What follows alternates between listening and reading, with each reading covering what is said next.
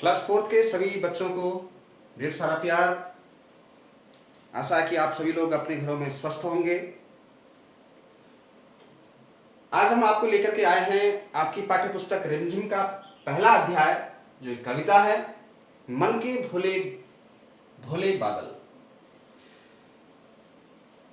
प्रस्तुत कविता में कवि ने बादलों के भोले भाले मन को प्रस्तुत किया है। बादलों के मन की बातों को, बादलों के स्वरूप को अपनी कल्पना के चित्रों से उकेर कर आपके सामने प्रस्तुत किया है। तो एक बार सबसे पहले हम इस कविता का सस्वर वाचन करेंगे। आप सभी लोग मेरे साथ जब आप वीडियो देख रहे होंगे उस दौरान भी आप दोहराएंगे और इस कविता को याद करने का प्रयास करेंगे।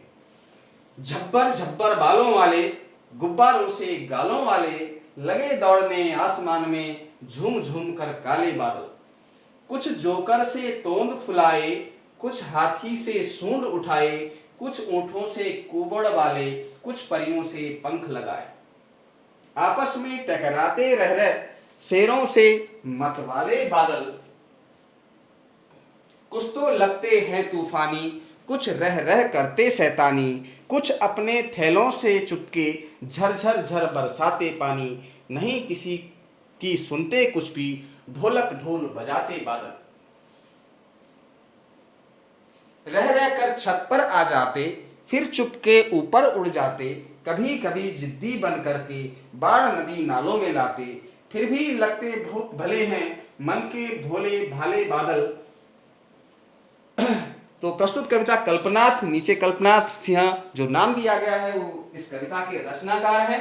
तो किस प्रकार बादल आसमान में झूमते हैं, उनका जो आकार है पहला, और जो दूसरा जो स्टेंजा है, इस स्टेंजा में बादलों के स्वरूप को विभिन्न मानवीयकरण के जरिए, विभिन्न मानवीय कृत अलंकारों के जरिए, यानी कि उनकी तुलना कभी हाथी से की गई है, कभी जोकर से की गई है। तो क्या लिखते हैं कि जब्बर जब्बर बालों वाले, यानी कि बादलों के जो आकार है उससे देख करके ऐसा लगता है कि कुछ बालों वाली कोई आकृति ऊपर आसमान में है, गुब्बारे से गालों वाले।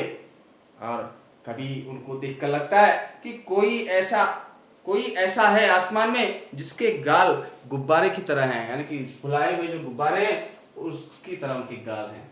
लगे दौड़ने आसमान में झूम झूम कर काले बादल, और वो जो बादल हैं वो आसमान में झूम झूम करके, जो काले बादल हैं वो झूम झूम करके विचरण कर रहे हैं, दौड़ लगा रहे हैं।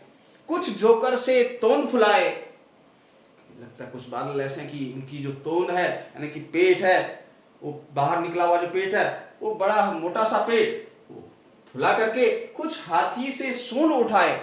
कभी इन बादलों को देखकर लगता है कि वो हाथी जैसे दिख रहे हैं जो अपनी सूंड को उठा रहे हैं।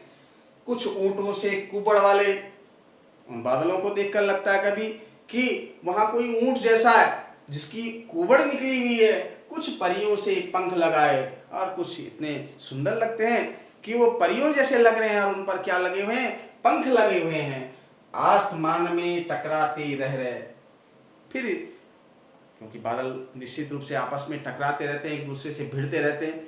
कभी कभी तो तेज गर्जना भी हो जाती है, उनके टकराने से आवाजें आने बिजली कड़कती है। तो आपस में वो टकराते भी हैं, शेरों से मतवाले बादल, और वो इस प्रकार से टकराते हैं कि जैसे मानो वो शेर जैसे हों।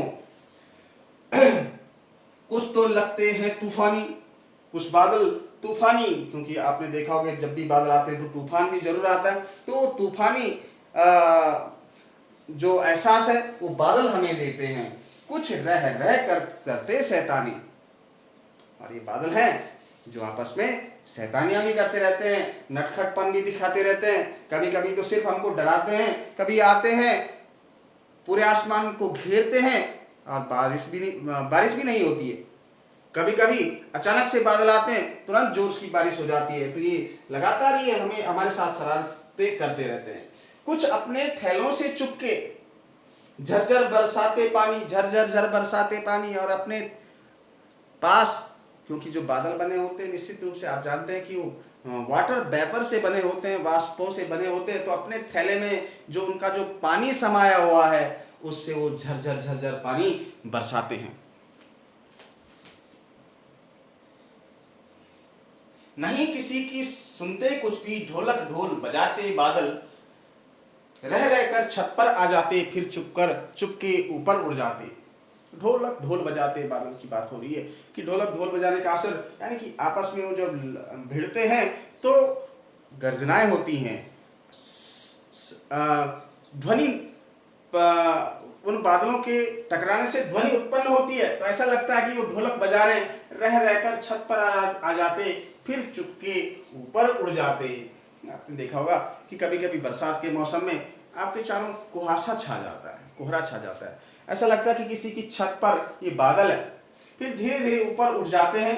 कभी कभी जिद्दी बन करके बाढ़ नदी नालों में लाते और जिद्दीपन दिखा करके बहुत खूब सारा पानी बरसाते हैं, बहुत जोर की बारिश करते हैं। और नदी, हमारे जो आपने देखा होगा जब खूब जोर की बारिश होती है तो छोटे छोटे नालों में पानी खूब आ जाता है, खूब बाढ़ आ जाती है नदी और नालों में। फिर भी लगते बहुत भले हैं। इतना सब कुछ होने के बाद भी, क्योंकि ये भयानक अपना स्वरूप भी दिखाते हैं, शेरों की तरह भी दिखते हैं, लेकिन हमको ये बहुत अच्छे लगते हैं। मन के भोले भाले बादल, इनका जो मन होता है बहुत ही भोला भाला होता है, बहुत ही कोमल होता है। तो ये कविता कल्पनाथ सिंह जी की लिखी गई है। आपने इस कविता को नोट करना है, आपको लिखना है, इसको याद करना है। मैं कभी भी आपको फ़ोन करके आपसे ये कविता सुनूंगा, फ़ोन पर ही सुनूंगा। तब तक के लिए थैंक यू।